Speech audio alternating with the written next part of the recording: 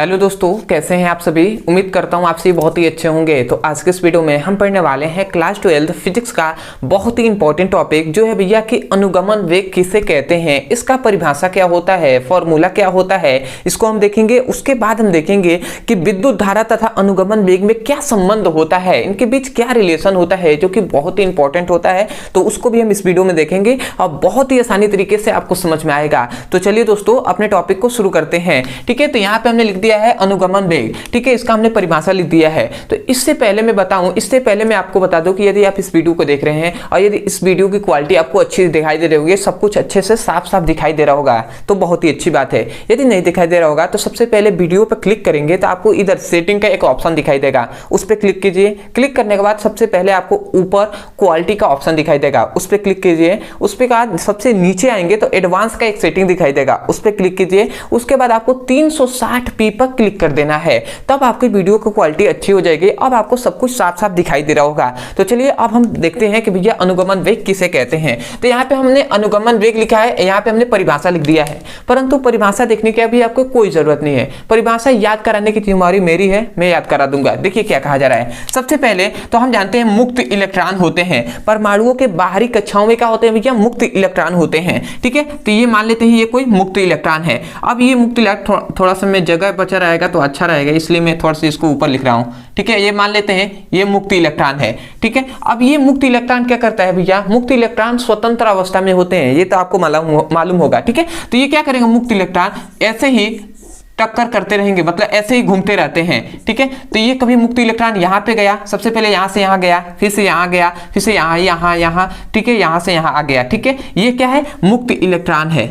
समझिएगा एक एक पॉइंट्स, तभी आपको डेफिनेशन समझ में आएगा। और डेप्थ में समझना है ना, तो अच्छे से समझिए। ये मुक्त इलेक्ट्रॉन है, अब ये इधर इधर स्वतंत्र अवस्था में घूम रहा है। तो आप देखेंगे तो ये यहाँ से यहाँ गया और फिर से यहाँ मुड़ गया। तो मुड़ा कब, क्यों मुड़ा भैया, तो आप कहेंगे भैया जब यहाँ पे दो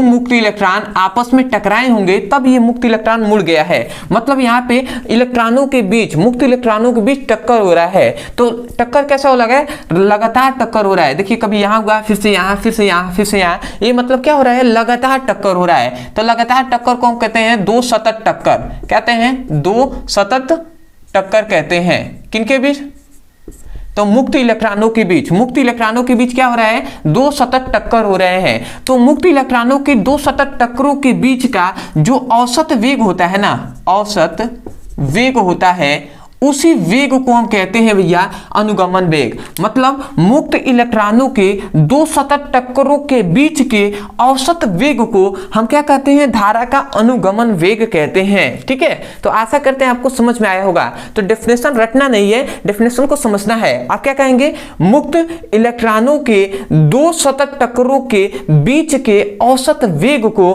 विद्युत धारा का अनुगमन वेग कहते हैं या अनुगमन वेग कहते हैं। ठीक है, कभी कभी आपसे कह देगा कि विद्युत धारा का अनुगमन वेग लिखिए, तो बात वही है, अनुगमन वेग कहें या विद्युत धारा का अनुगमन वेग कहें, बात दोनों एक ही है। क्योंकि हम जानते हैं मुक्त इलेक्ट्रॉन ना हो तो भैया धारा, विद्युत धारा उत्पन्न ही नहीं हो सकता, विद्युत धारा प्रवाहित नहीं होगा। तो मुक्त इलेक्ट्रॉन के कारण ही तो क्या होता है, इलेक्ट्रिसिटी होती है ना। तो इसीलिए कहा गया है धारा का अनुगमन वेग कहें या अनुगमन वेग, बात दोनों एक ही है। तो हम इसका डेफिनेशन कर सकते हैं ना कि मुक्त इलेक्ट्रॉनों के दो सतत टक्करों के बीच के औसत वेग को धारा का अनुगमन वेग या अनुगमन वेग कहते हैं। तो यही तो हमने डेफिनेशन लिखा है कि मुक्त इलेक्ट्रॉनों के दो सतत टक्करों के बीच के औसत वेग को अनुगमन वेग कहते हैं। तो आशा करते हैं कि आपको डेफिनेशन समझ में आ गया होगा।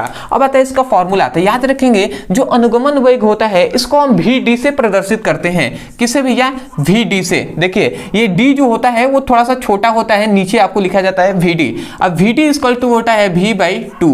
तो इस फॉर्मूले को भी आपको याद रखना है, VD इक्वल टू होता है V/2। अब आप कहेंगे ये V क्या है भैया, ये तो VD हमने जान लिया अनुगमन वेग है। अब V क्या है, तो अंतिम वेग है, अंतिम वेग है। तो आप कहेंगे किसका अंतिम वेग, तो मुक्त इलेक्ट्रॉनों का अंतिम वेग। तो आशा करते हैं सबसे पहले आपको अनुगमन वेग का डेफिनेशन समझ में आ गया होगा। तो अब हम समझ लेते हैं कि अनुगमन वेग और विद्युत धारा में क्या संबंध होता है। तो बहुत ही आसान है, बहुत ही अच्छे तरीके से आपको समझ में आएगा। तो मैं यहाँ पे लिख दे रहा हूं, धारा तथा अनुगमन वेग में संबंध। ठीक है, तो हमने लिख दिया धारा तथा अनुगमन वेग में संबंध। अब देखिए इसमें क्या बताया जाता है, इसमें बहुत ही सिंपल है भैया। सबसे पहले तो आपको एक थोड़ा सा फिगर में बना रहा हूं, इसको आपको थोड़ा ध्यान देना है। ये कोई चालक तार है, ये क्या है भैया, एक चालक तार है। अब इस चालक तार का जो अनुप्रस्थ काट का क्षेत्रफल, मतलब अनुप्रस्थ काट का क्षेत्रफल है ए, अनुप्रस्थ काट का क्षेत्रफल का मतलब ये होता है कि इसकी मोटाई, ठीक है ना, ये चालक तार कितना मोटा है वही है ए भैया, ठीक है। अब इस चालक तार में भैया इलेक्ट्रॉन प्रवाहित हो रहेंगे, तो यह क्या है, मुक्त इलेक्ट्रॉन है। अब मुक्त इलेक्ट्रॉनों की संख्या है n। अब इस मुक्त इलेक्ट्रॉनों का अनुगमन वेग है vd, ठीक है। अब इसमें इस चालक तार में प्रवाहित धारा है I।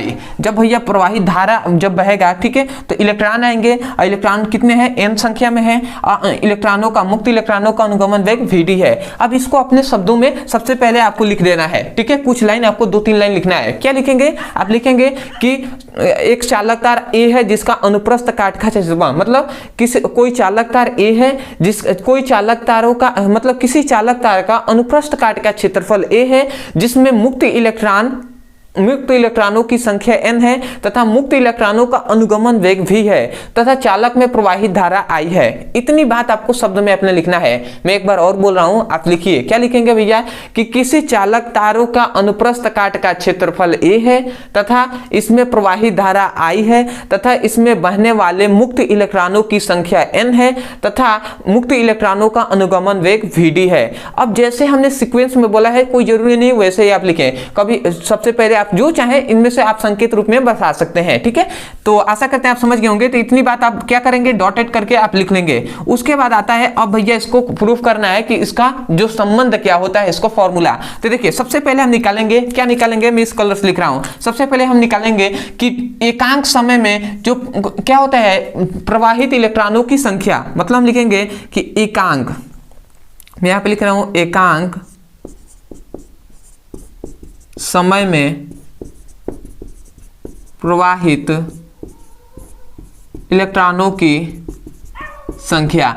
तो एकांक समय में प्रवाहित इलेक्ट्रॉनों की संख्या कितनी होगी भैया, तो आप क्या कहेंगे, जिसका इसकी मोटाई है वो क्या हो जाएगा, मतलब इलेक्ट्रॉनों की जितनी संख्या है वो, तो इलेक्ट्रॉनों की संख्या है n, तो हमने n लिख दिया। उसके बाद गुणा किसके कराएंगे, तो जिसके चालक तार की जितनी मोटाई है उससे हम गुणा करा देंगे, ठीक है। और इलेक्ट्रॉन कितने वेग से चल रहा है, तो अनुगमन वेग क्या है, vd है, तो ये vd। जब इन तीनों का गुणा कराएंगे तो जो क्या निकल जाएगा, एकांक समय में प्रवाहित इलेक्ट्रॉनों की संख्या, ठीक है। तो इतना हमने लिख दिया। अब ध्यान दीजिएगा, एकांक समय में इतना है, तो अब t समय में प्रवाहित इलेक्ट्रॉनों की संख्या कितनी होगी, तब हम लिखेंगे t समय में प्रवाहित इलेक्ट्रॉनों की संख्या। अब भैया t समय में इलेक्ट्रॉनों की प्रवाहित संख्या क्या हो जाएगी, तो यहाँ पे n a vd, और ये t समय में है ना, तो t से हम गुणा करा देंगे, ठीक है। तो t समय में इतने जो क्या होंगे, इलेक्ट्रॉन प्रवाहित होंगे, ठीक है। तो ये हो गया। अब आपको थोड़ा सा ध्यान देना है, क्या, अब थोड़ा सा आगे ध्यान देना है। अब एक इलेक्ट्रॉन पर कितने आवेश होते हैं, तो एक इलेक्ट्रॉन पर आवेश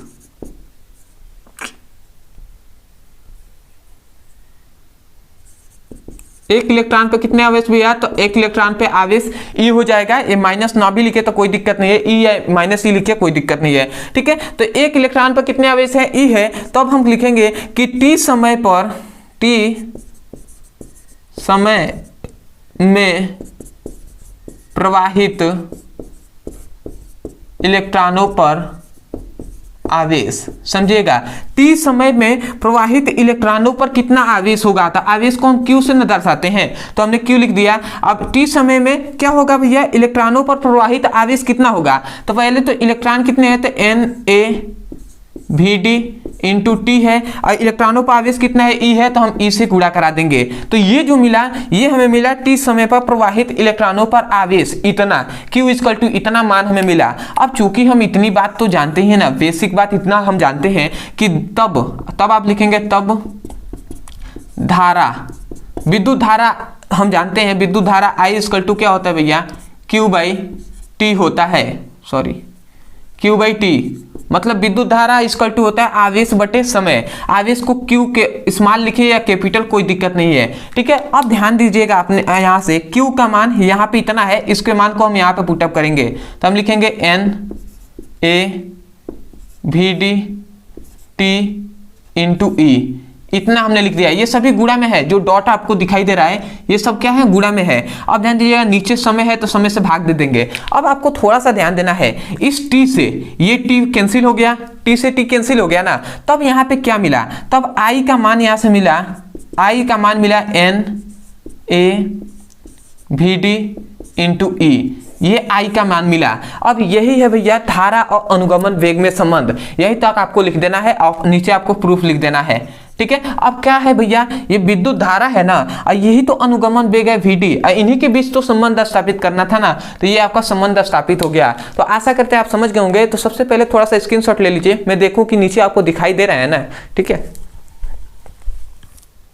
चलिए बहुत अच्छा, चलिए आपको दिखाई दे रहा है, ठीक है। तो मैं आशा करता हूँ आपको समझ में आ गया होगा। तो मैं यही कहूँगा यदि आपको समझ में आ गया है तो सबसे पहले तो चैनल को सब्सक्राइब कर दीजिएगा, वीडियो को लाइक कर दीजिएगा, हो सके तो मैं कमेंट सेक्शन में जरूर बताइएगा कि आपको वीडियो कैसा लगा। अदरवाइज बहुत से ऐसे स्टूडेंट होंगे जिनको बहुत से ऐसे टॉपिक है जो उनको समझ में नहीं आता है, चाहे फिजिक्स का हो केमिस्ट्री का हो। तो यदि आप उसको बेहतर तरीके से समझना चाहते हैं तो केवल उस टॉपिक का नाम लिखिए यूट्यूब पर, अंत में हमारे चैनल का नाम लिख दीजिए ब्रदर सर, आपको वीडियो मिल जाएगा, वहाँ से उसकी पढ़ाई कर सकते हैं। अदरवाइज बहुत से ऐसे स्टूडेंट है जो चाहते हैं क्लास 12th हो या क्लास 10th हो या अदर किसी भी क्लास का फिजिक्स और केमिस्ट्री का चैप्टर वाइज सीक्वेंस में एक एक करके वीडियो मिले और मैं अपने पूरे सिलेबस को अच्छे से एक ही जगह से पढ़ सकूं। तो भैया आपके लिए एक यहाँ पे नंबर दिया जा रहा होगा, इस नंबर पे आपको केवल जाना है, व्हाट्सएप नंबर पे मैसेज करना है कि class 12th physics chemistry all video link, तो आपको सभी वीडियो का चैप्टर वाइज सीक्वेंस में एक एक करके वीडियो मिल जाएगा। वहां पे लिंक पर क्लिक करके वहां से अच्छे से अपनी पढ़ाई कर सकते हैं और अपने सुंदर से नोट्स बना सकते हैं। तो आशा करते हैं आप समझ गए होंगे। तो चलिए दोस्तों आज के लिए इतना ही, मिलते हैं एक नए टॉपिक के साथ, तब तक के लिए धन्यवाद। जय हिंद, जय भारत।